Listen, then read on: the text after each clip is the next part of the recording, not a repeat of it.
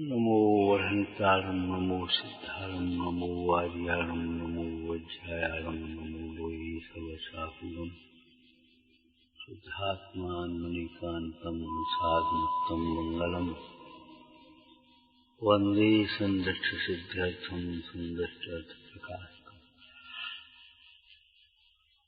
मंगलम भगवान वीरो मंगलम गौतम गणी मंगलम कुंद कुंदाच्यो जैन धर्मोस्त मंगलम परम पुरुष निजर्थ को साधु है गुण वृंद आनंदामृत चंद्र को वंदत हूँ सुखन मंगलमय मंगल करण वीतराग विज्ञान नमोता ही आते भय अरहंता क्षमा।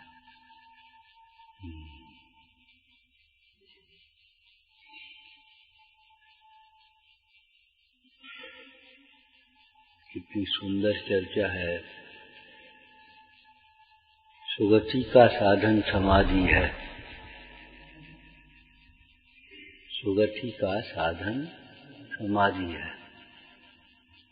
परिणामों से जीव की सुगति होती है, परिणामों से जीव की कुगति होती है। संक्लेश परिणामों से कुगति और विशुद्ध परिणामों से सुगति और वीतराग परिणामों से पंचम गति। यथा मति तथा गति। यहाँ मति का अर्थ केवल ज्ञान मत लेना। बुद्धि में परिणाम साथ में अंतर्गर्भित ले लेना। ज्ञान कहने से सम्यक्त पूर्वक ज्ञान होता है, इसलिए सम्यक दर्शन अंतर्गर्भित है। बिना सम्यक दर्शन के ज्ञान को ज्ञान ही नहीं कहते।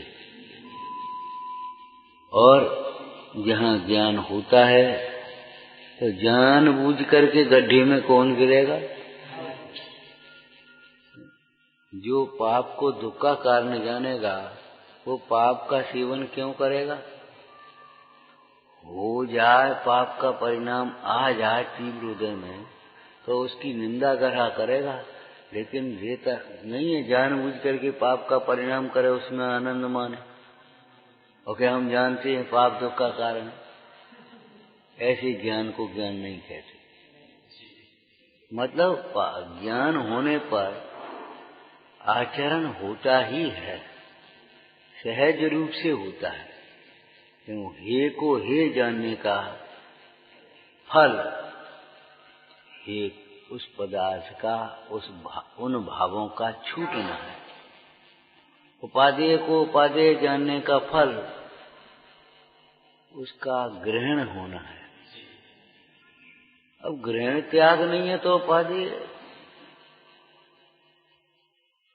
वो जानता तो हूं मैं। बहुत लोग कह देते जानते हैं मानते नहीं। भैया ऐसे जानने को जानना ही नहीं कहते। श्रद्धान सहित ज्ञान और ज्ञान चारित्र को उत्पन्न करता है। उत्पादित चारित्रम। सम्यक्त पूर्वक तो ज्ञान उत्पन्न होता है और ज्ञान चारित्र को उत्पन्न करता है। उत्पन्न करता है ये शब्द लिखा है। मतलब ज्ञान हो और आचरण न हो ऐसा नहीं होता। ये बात अलग है कि ज्ञान होने पर आचरण में क्रम पड़ता है। ज्ञान होने पर आचरण में क्रम पड़ता है। अथवा तो ज्ञान ज्ञान ज्ञान ज्ञान ज्ञान ज्ञाता ज्ञाता ज्ञाता, बस इसी का नाम आचरण। आचरण क्या है? आत्मा ज्ञाता स्वरूप है, ज्ञाता दृष्टा रहना, यही आचरण है।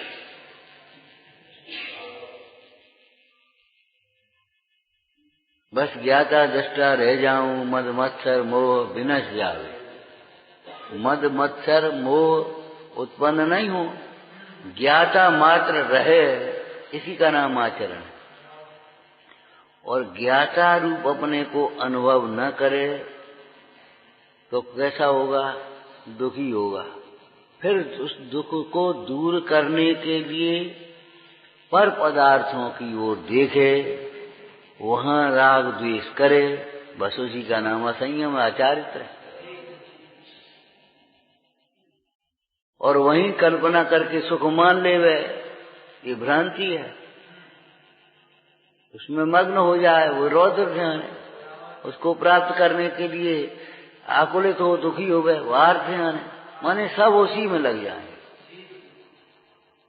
ज्ञाता स्वरूप है आत्मा, और ज्ञाता स्वरूप केवल ज्ञाता स्वरूप नहीं होता, ज्ञान के साथ में आनंद भी होता है।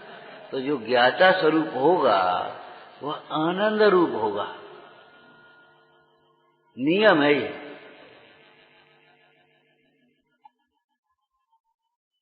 ज्ञान के बिना वैराग्य नहीं होता, लेकिन वैराग्य के बिना भी ज्ञान नहीं रहेगा। ज्ञान के बिना सुख नहीं होता, लेकिन सुख के बिना भी ज्ञान नहीं रहेगा। जब ज्ञान आया, ज्ञान मात्र भाव में अंतःपातनी, उसके अंतर गर्भित रहने वाली अनंत शक्तियां उछलती हैं। सर्वगुणांश होता है ज्ञान। जहाँ ज्ञान का ज्ञान रूप परिणमन होता है, वहां श्रद्धा का सम्यक दर्शन रूप परिणमन होता है, चारित्र का वीतरागता रूप परिणमन होता है, सुख गुण का निराकुल सुख रूप परिणमन होता है, आह्लाद रूप परिणमन होता है, प्रभुता का प्रभुता रूप परिणमन होता है। वो एक साथ आत्मा का या किसी भी द्रव्य का परिणमन क्रम रूप होता है कि अक्रम होता है? क्रम रूप है कि अक्रम रूप है? कि एक एक गुण के परिणमन को देखें तो क्रम रूप है, लेकिन अनंत गुणों का परिणमन अक्रम है। अनंत गुणों का परिणमन अक्रम है। ऐसा नहीं है पहले ज्ञान का परिणमन होता हो, फिर श्रद्धा का, फिर चारित्र का, फिर सुख का, फिर ऐसा नहीं है। जिस समय ज्ञान रूप परिणमन होता है, उसी समय में श्रद्धान का उदय होता है। माने श्रद्धा गुण सम्यक दर्शन रूप परिणमित होता है, और उसी समय चारित्र में वैराग्य रूप परिणमन होता है, साम्य भाव रूप परिणमन होता है। उसी समय सुख गुण का परिणमन आह्लाद रूप, सुख रूप, निराकुलता रूप होता है। उसी समय प्रभुत्व शक्ति का परिणमन प्रभुता रूप होता है, स्वाधीनता रूप होता है। दीनता रूप या पराधीनता रूप परिणमन नहीं होता। तात्पर्य ये है कि ज्ञानी का मतलब आत्मज्ञानी जी, तत्वज्ञानी जी, आत्मज्ञानी जी अपने को दीन अनुभव नहीं करता, पराधीन अनुभव नहीं करता, वह सदाकाल अपने को स्वाधीन अनुभव करता है। उसकी अनुभूति ज्ञान के साथ बढ़ती है, स्वाधीन। क्या करें भैया, मजबूर नहीं है, वो मजबूत है। बताया ना, मजबूर नहीं है, मजबूत है। क्या करें, कर्म के तीव्र उदय में भी, बाह्य प्रतिकूलताओं में भी वह रोने नहीं बैठता, गिड़गिड़ाता नहीं, वह योग्य पुरुषार्थ करता है, तत्व भावना भाता है। मुंडाज पर उपसर्ग आए अथवा ज्ञानी ग्रस्तों पर भी उपसर्ग आए, सुदर्शन सेठ आदि कहते, तो वे रोने नहीं बैठे, गिड़गिड़ाए नहीं, दीन नहीं हुए, वे अपने अप्रभावित रहते हुए अपने आत्म स्वरूप की भावना भाते। 12 भावनाएं उनके भीतर में स्वयं चलने लगी। क्या चलने लगी? ये तो स्वांग है, अनित्य है, अध्रुव है, विनाशिक है, इसका मेरे से कोई संबंध नहीं, मैं तो अविनाशी तत्व हूँ, मैं तो सहज आनंदमय तत्व हूँ, ये तो भिन्न है, न्यारा है, इससे क्या फर्क पड़ता है?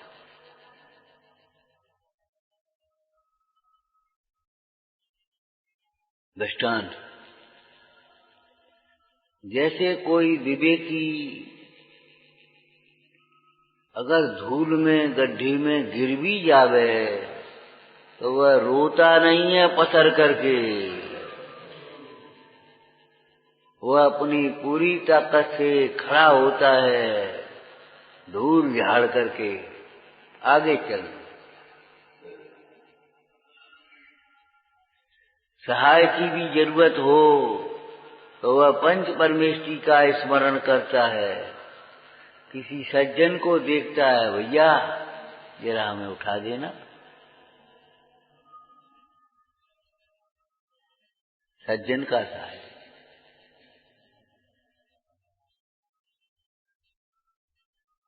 खोटे उपायों का, दुर्जनों का सहाय लेने की सोचता भी नहीं है। मतलब यहाँ इस प्रसंग में कहें तो इससे तो भैया मर जाए, क्या करें, हे भगवान उठा ले अब तुम हमें, अब तो पीड़ा सही नहीं जाती। इस प्रकार के खोटे भाव मन में नहीं आने देता। वह उस समय भी देह से अपने उपयोग को समेटते हुए, उस स्वांग से अपने उपयोग को समेटते हुए पंच परमेष्टि भगवंतों की भक्ति में एकाग्र होता है। उस वक्त तुम्हें सेठ ने ध्यान में घेरा है। किस वक्त? एक सेठ के घर में किया दारिद्र ने डेरा, भोजन का ठिकाना भी न था सांझ सवेरा। भैया अब का करें, कल का होए, जी बाल बच्चा का खाएंगे, अब तो प्राण निकल रहे हैं, सहन नहीं होती, हे भगवान। एक सेठ के घर में किया दारिद्र ने डेरा, भोजन का ठिकाना भी न था सांझ सवेरा। उस वक्त तुम्हें सेठ ने ध्यान में घेरा। जब राज रोग था हुआ श्रीपाल राज को, मैना सती तब आग को पूजा इलाज को। मैंने अपने परिणामों की संक्लिष्टता से, अपने परिणामों को संक्लिष्टता से बचाने के लिए अपने भगवंतों की भक्ति में चित्त लगाया और उस भक्ति को ही प्रतिकूलता दूर करने का कारण समझा। क्यों? पाप के उदय से होने वाली प्रतिकूलता, चाहे वो रोग हो, चाहे दरिद्रता हो, चाहे अपमान हो, चाहे भूख हो, चाहे प्यास हो, चाहे कुछ जो कुछ भी हो, पाप के उदय से होने वाली प्रतिकूलताएं, पाप के परिणाम छूटने पर सहज छूट जाती। कोई अवस्था हो बता। जब द्रौपदी का चीर था दुशासन ने कहा, सबरे सभा के लोग कहते थे हा हा हा, अब का हो, हे भगवान, हे भगवान। उस वक्त द्रौपदी निश्चल,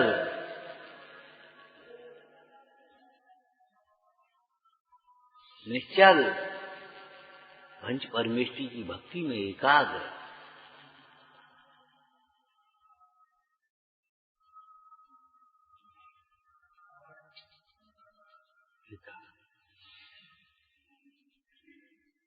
वर्तमान योग में यही तो है।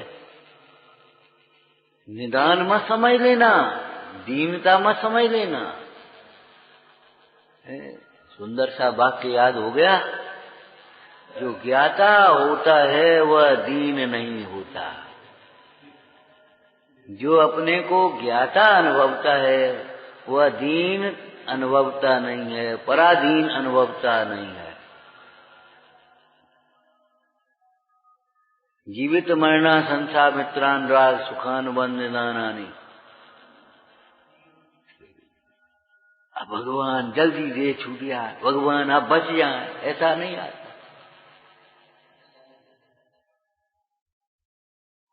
तो सुगति का कारण समाधि है, शांत परिणाम है। समता से जो देह तजोगे तो उत्तम गति पावो। संक्लेशता से देह तजोगे तो नीची गति पावो, नरक त्रियंच में जाए। इसलिए भैया देह तो छूटेगी, ज्यादा विकल्प करने की जरूरत नहीं है, ज्यादा आकुल व्याकुल होने की जरूरत नहीं है। बस एक ही बात सोचो, किन परिणामों से देह छूटती है। मैं तो इस बात में है, किन परिणामों सहित देह छूटेगी। सभी चर्चा चल रही है, वैभव तो छूटेगा, किन परिणामों से वैभव छूटता है, बस हमारा लाभ हानि उन्हीं में है। अगर मजबूरी में छूटा, संक्लिष्ट परिणामों से छूटा, तो पाप बंद होगा। विशुद्ध परिणाम से छूटा, धर्म प्रभावना के लिए छूटा, उपकार के लिए छूटा, तो पुण्य बंद है। और आत्महित के लिए छूटा तो आत्महित होगा, सीधी बात है। आत्महित की लक्ष्य से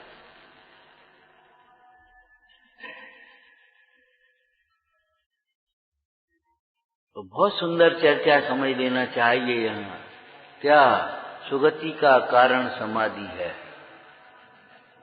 सुगति का कारण कोई बाहर का धन वैभव नहीं, कोई क्रियाएं नहीं, कोई क्षयोपशम ज्ञान नहीं। एक दृष्टांत याद है तुम्हें? एक राजा साधु महाराज से प्रभावित था, रोज दर्शन करने जाए, रोज सत्संग करने जाए, वैयावृत्ति करे, भावना भावे, हे भगवान कहाँ पड़े हम, कब ऐसी दशा मेरी हो, कब हम भी निवृत्त होकर के अपनी आत्मा आराधना करें, इनकी साधना को धन्य है। अब ऊपर से दे जा। और क्या हुआ, एक साथ संयोग की बात दोनों का मरण हो गया, राजा का और साधु का। एक ही दिन किसी ने निमित्त ज्ञानी से पूछा दोनों की क्या गति हुई होगी, कि साधु मर करके स्वर्ग में गया है, नहीं राजा मर करके स्वर्ग में गया है और साधु मर करके नरक में गया। ये भगवान जी क्या उल्टा हो गया, भूल तो नहीं गए? कि नहीं। क्यों? राजा की नजर साधु पर थी, वह साधु दशा की भावना भाता था, उस दशा को धन्य समझता था, उस दशा के प्राप्त करने के लिए लालायित रहता था। और साधु सोचता था राजा के ठाट बाटों को बाहर को देखकर, बताओ कहाँ चक्कर में पड़े, देखो क्या बढ़िया हाथी पे चले आ रहे, क्या बढ़िया छत्र फेर रहे हैं, क्या आगे पीछे इनके देखो बॉडीगार्ड चल गए।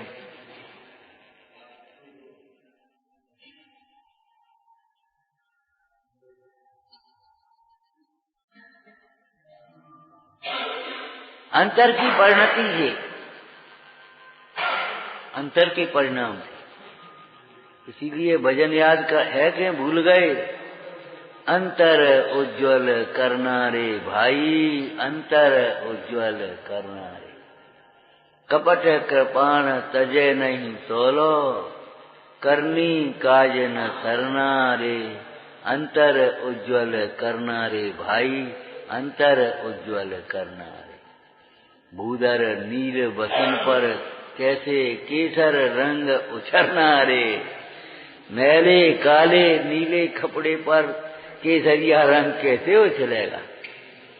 यहाँ नील बसन माने नील नहीं लेना, यहाँ क्या लेना, नीलेश्या के परिणाम, कृष्णलेश्या के परिणाम, उन परिणामों में तुझे धर्म का रंग कैसे चढ़ेगा?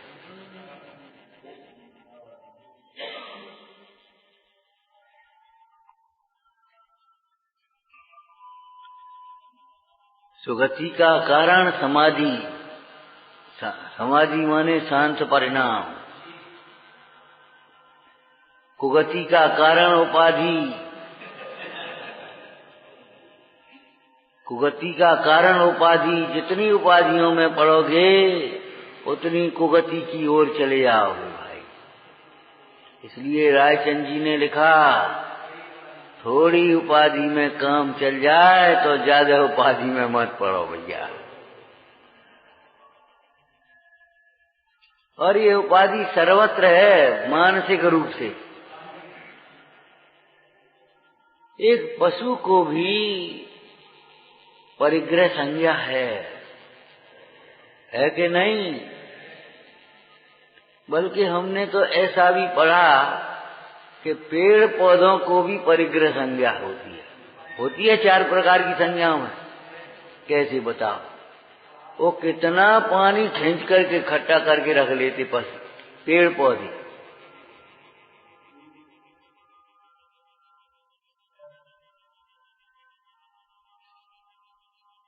जानवर भी परिग्रह को समझते हैं। चूहा इकट्ठे कर लिए उसने बिल में रुपया, और नाचता मटकता एक दिन किसी ने देखा, कोई मनोविज्ञान जानने वाला होगा, उन्होंने बिल में है कहीं, खोद करके निकाल लिए, नाच करके मर गया। सर्प धन पर बैठ जाते हैं।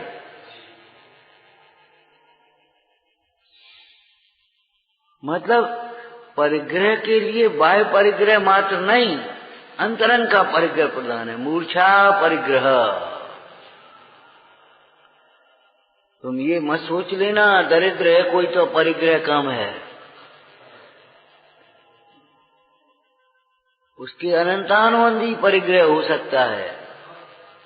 अनंत पदार्थों की क्या है। और बाह्य पुण्य के उदय का वैभव बहुत भी हो और तत्व ज्ञानी है तो उसे अनंतानुबंधी परिग्रह नहीं है। अनंतानुबंधी तो है ही नहीं, बाद बाकी परिग्रह में उदास है। दास भगवंत के उदास रहें जगत सो, सुखिया सदैव ऐसे जीव समकृति है। हो गया उपदेश? हो गया ना? क्या? हाँ, सुगति का कारण समाधि है। हे भव्य जीवो, अगर सुगति चाहते हो तो अपने परिणामों को संभालो, उपाधियों को छोड़ो।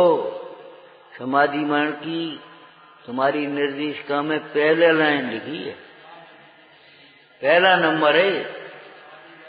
एक तो अपने अजर अमर आत्मा को समझो, उसके बल से आप समाधि कर पाओगे।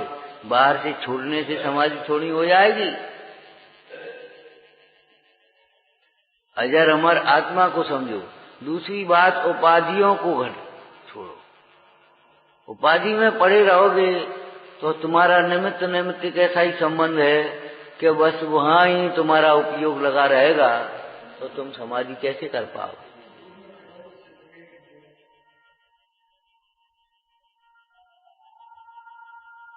उपाधियों में मत पड़ो।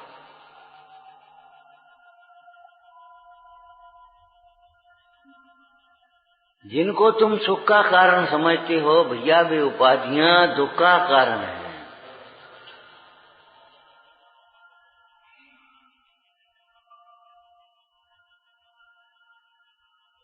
चाहे वो पद की उपाधियां हो, चाहे व्यापार की उपाधियां हो, चाहे व्यवहार की उपाधियां हो, उपाधि तो उपाधि है। आचार्य भगवंतों ने देह को परिग्रह कहा। नियम सार जी में टीका करते हुए मुंडराज ने जगह जगह लिखा, हर प्रसंग देह मात्र परिग्रह। माने देह को भी परिग्रह समझ रहे हैं। देह मात्र परिग्रह, तो अन्य परिग्रह को कैसे ग्रहण करेंगे? प्रवचन सार जी में खुलासा कर दिया। देह मात्र को परिग्रह समझते हैं, इसलिए देह के प्रति भी क्या शब्द को कहा था? संस्कार का त्याग कर देते हैं। देह संबंधी संस्कार माने नहलाना, धुलाना, श्रृंगार करना, खिलाना, पिलाना, पुष्ट करना, ये सब देह के प्रति छोड़ देते हैं। वे जीव अन्य परिग्रह को अंगीकार कैसे कर सकते हैं, जिन्हें देह ही बोझा लग रही है। किसी की तबीयत खराब हो गई और मंदिर तक आने में 3 जगह बैठ करके चले, उससे कहा भैया ये हमारे एक थैला ले जाइयो सामग्री को मंदिर में, तो मैं अब थैला की भरी है, हम पे अपना शरीर नहीं चल रहा। सोचो, देह मात्र पड़ गए। अरे इस आहार के विकल्प को धिक्कार है, जो अपना घर छोड़ करके गृहस्थ की डेली फिर लांगनी पड़ी। मुंडाजों को बिताओ शुद्ध आहार, युक्त आहार, अनुदिष्ट आहार। जिस आहार को देखने के लिए धर्मात्मा जीव तरसते हैं, धर्मात्मा देव पंचाश्चर्य करते हैं।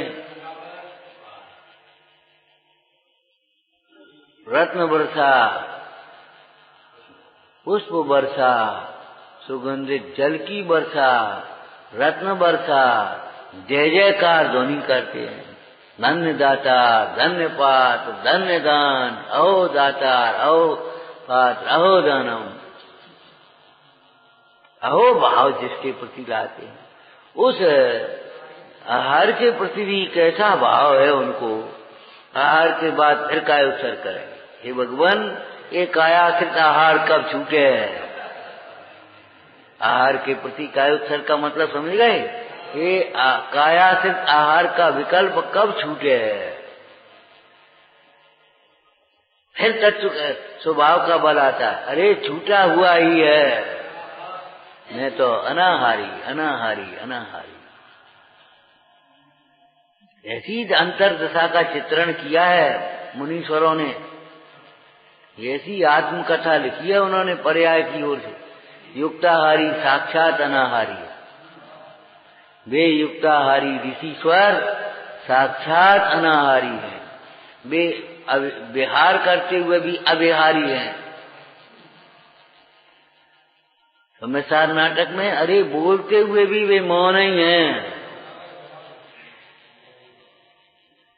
डोले ये जोगासन, बोले ये मुष्ट। जो चल रहे हैं, विहार कर रहे हैं, उस समय भी वे अचल हैं। और बोलते समय भी, उपदेश देते समय, संबोधन करते समय भी वे मौन हैं। मौन मौन उस वचन वर्गणा की क्रिया से अपने को न्यारा अनुभवते हैं, ज्ञाता स्वरूप देखते हैं। यही उनका चारित्र है। मुख्य रूप से स्वरूपाचरण में मग्न रहते, यही है उसका भाव।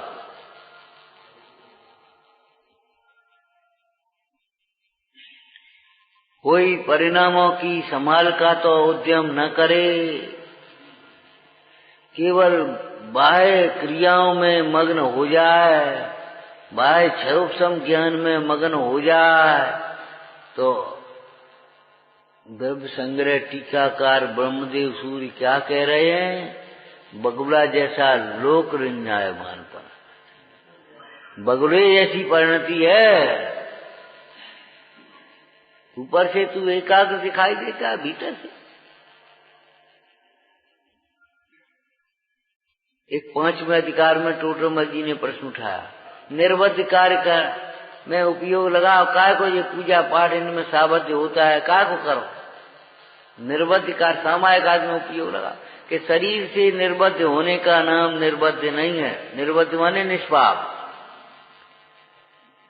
परिणाम से तो निर्वत हो।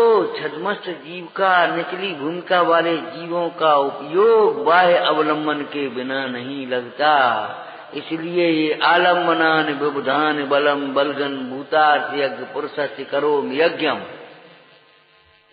आलम्बनान विबुधान बलम बलगन भूतार्थ यज्ञ पुरुषस्य करोम यज्ञम। मैं भूतार्थ यज्ञ के लिए ही मैं करना चाह रहा हूं, लेकिन जब तक उपयोग अपने स्वरूप में नहीं रमा तब तक मैं आलम्बनान विबुधान नाना प्रकार के अवलंबन का यह ले रहा हूं।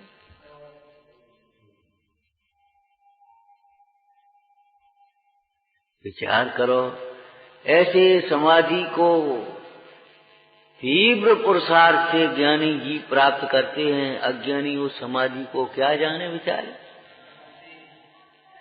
कभी मोह के मंद उदय में कभी मंदता हो जाए सहज रूप से, या बुद्धि पूर्वक परमेश्वरी भगवान का स्मरण करे, परमात्मा का ध्यान करे, बाह्य का त्याग कर दे, उलझन नहीं रखे।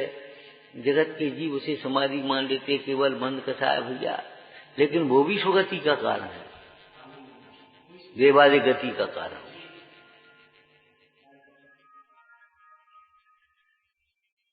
ऐसी स्थिति में इस कुतर्की ने क्या सोचा कि समाधि में स्थित गुरु का मस्तक काट लो तो बस कर जाएंगे, फिर बस अब सुगति हो जाएगी। मस्तक काटो नहीं, मस्तक झुकाओ। भले आदमी ऐसे समाधि में स्थित गुरु वंदनीय होते हैं, मस्तक काटने लायक नहीं, झुकाने लायक तो मस्तक। कहां से तर्क छूट गया तुम? मस्तक काटने से तो संक्लेश परिणाम हो गया, तो सुगति से छूट करके कुगति हो जाएगी। कल कहा था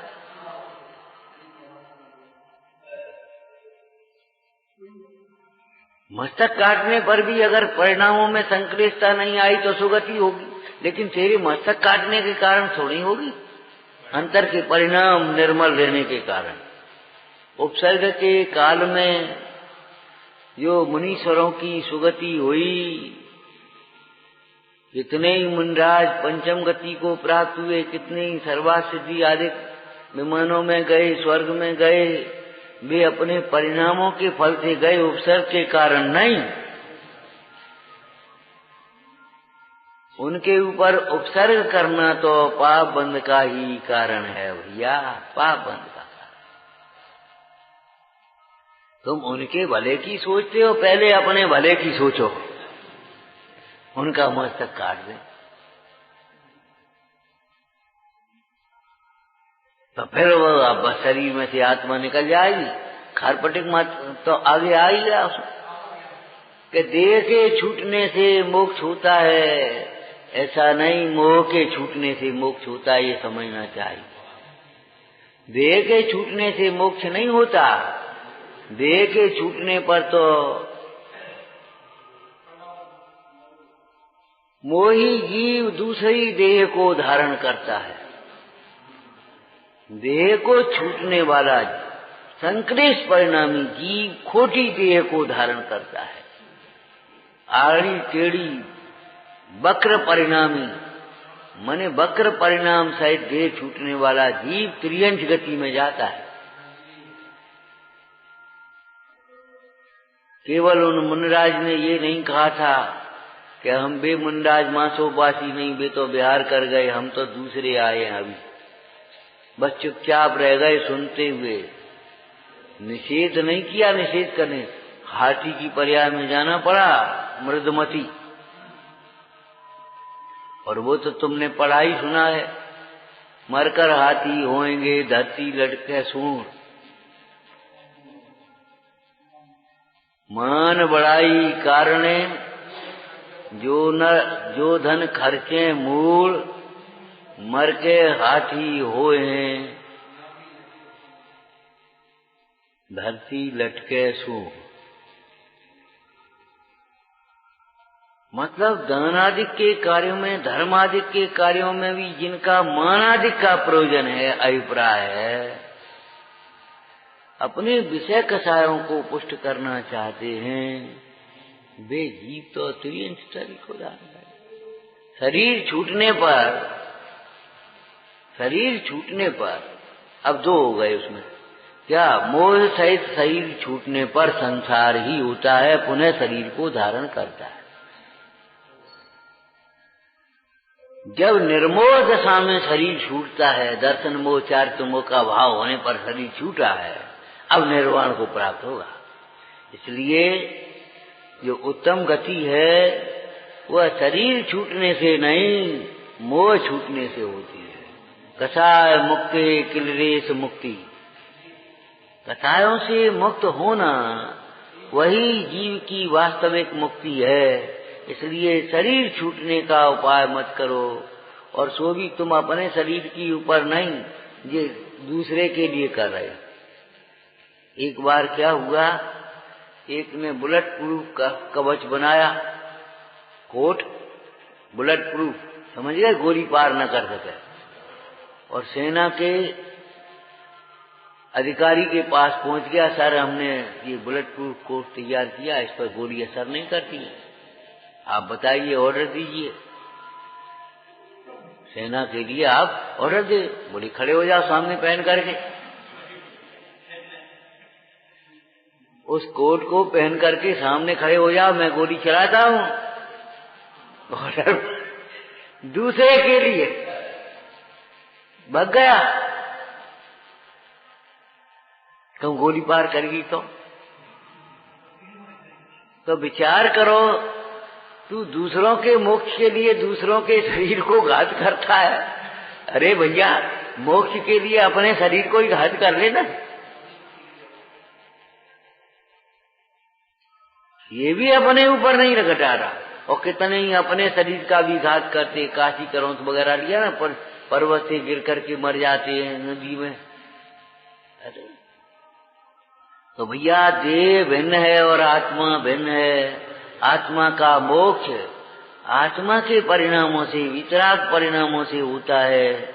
आत्मा का मोक्ष शरीर छूटने से नहीं होता। यह शरीर छूटने से मोक्ष होता तो फिर क्या पूछे, इतने मरने वाले हैं, सब मुक्त ही हो जाते, फिर दोबारा जन्म कौन लेता? पुनर्जन्म की व्यवस्था ही खत्म हो गई। अगर देह के छूटने से मोक्ष होता तो पुनर्जन्म की व्यवस्था खत्म हो गई। वो तो फिर नया शरीर धारण करने की व्यवस्था ही नहीं है, जाकर के बस मुक्ति हो जाएगी।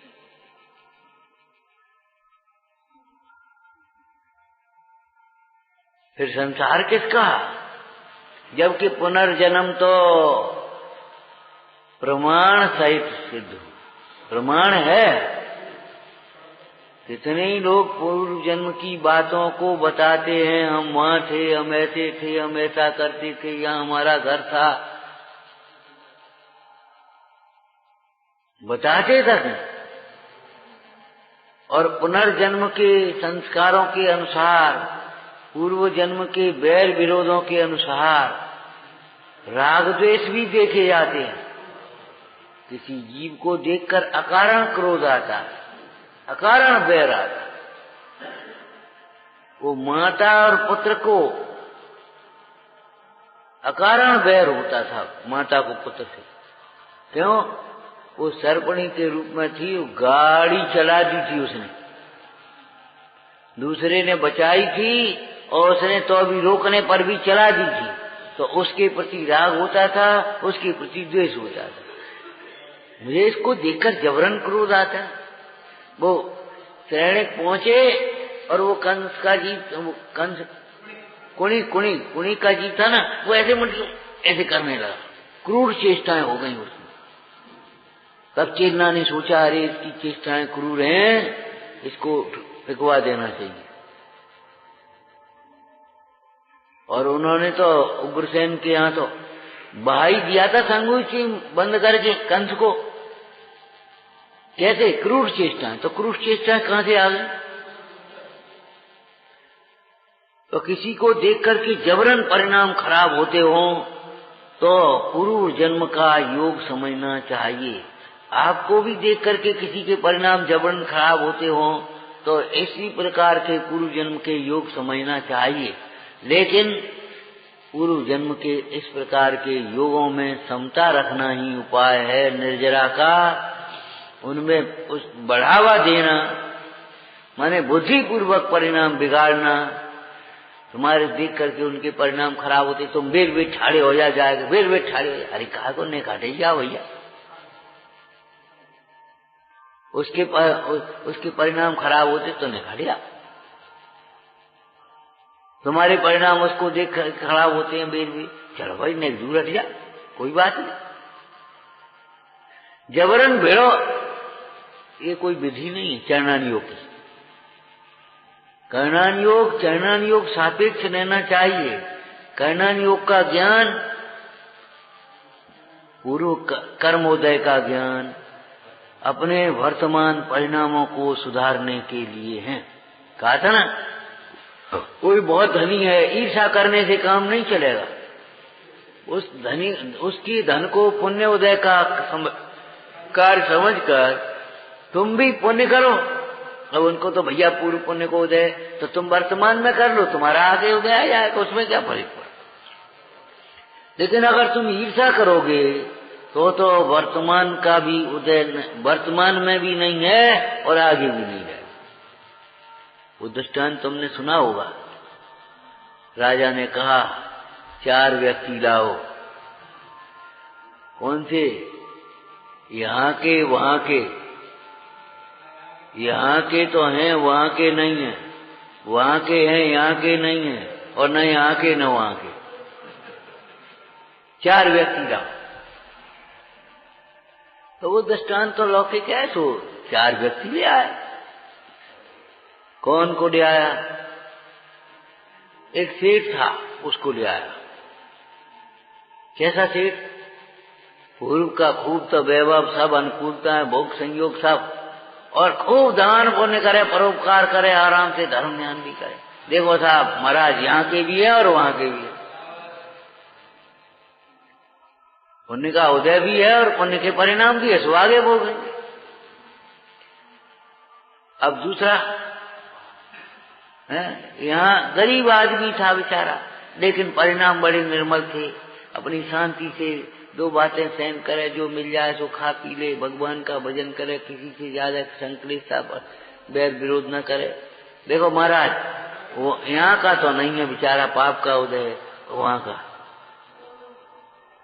एक अपने पुण्य के उदय में नशे में मगन है। महाराज यहाँ के हैं, वहां के कछु नहीं। और पाप का उदय खाने का नहीं, उससे का भैया मंदिर हो जाओ, तुम्हें मंदिर ही पड़िए, हम तो मरे आ रहे।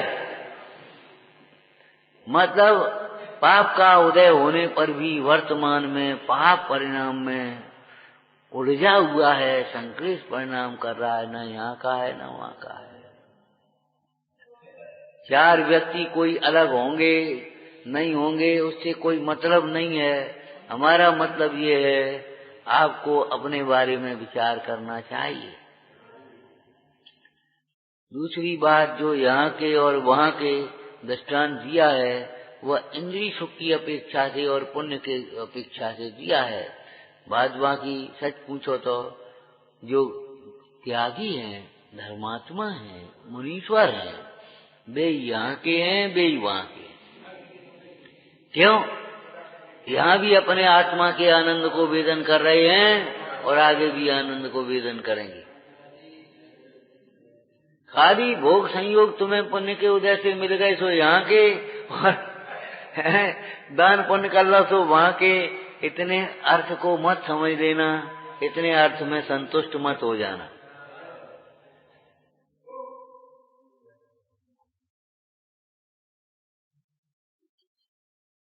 तो सुगति का कारण समाधि है, कुगति का कारण उपाधि है।